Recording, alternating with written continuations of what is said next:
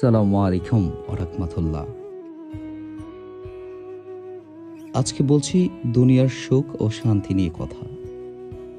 ভাবুন তো, আমরা কত নির্বোধ, মিথ্যে দুনিয়ার মায়ায় আমরা ভুলে গিয়েছি অনেক প্রতিশ্রুতি, অনেক প্রতিজ্ঞা। আমরা কি জানি না দুনিয়াটা আমাদের জন্য একটি পরীক্ষা কেন্দ্র? যদি দুনিয়াটা আমাদের জন্য পরীক্ষা কেন্দ্রই হয়, তাহলে আমরা এখানে সুখ ও ভালো ফলাফল কিভাবে আশা করি? ভালো সুখ শান্তি কিভাবে প্রত্যাশা করি? আপনি যদি পরীক্ষা দিতে আসেন, আপনি ভালো রেজাল্ট আর খারাপ রেজাল্টের উপরেই তো আপনার সুখ শান্তি। সেটা কখন? পরীক্ষা শেষে।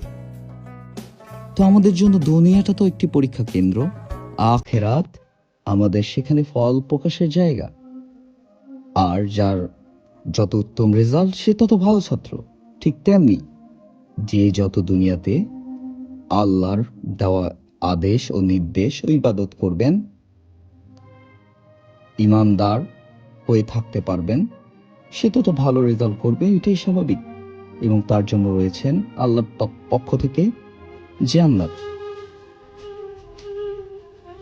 তাই যারা খারাপ করেছেন তাদের জন্য জাহান্নাম। সেই হিসাবে আমরা দুনিয়ায় বোকাদের মতো সুখ প্রত্যাশা করি। আল্লাহ সকলকে বুঝার তৌফিক দান করুক, মিথ্যে দুনিয়ার এই মায়া থেকে মুক্তি দান করুক, সহি সালামতে থাকার তৌফিক দান করুক। আমিন।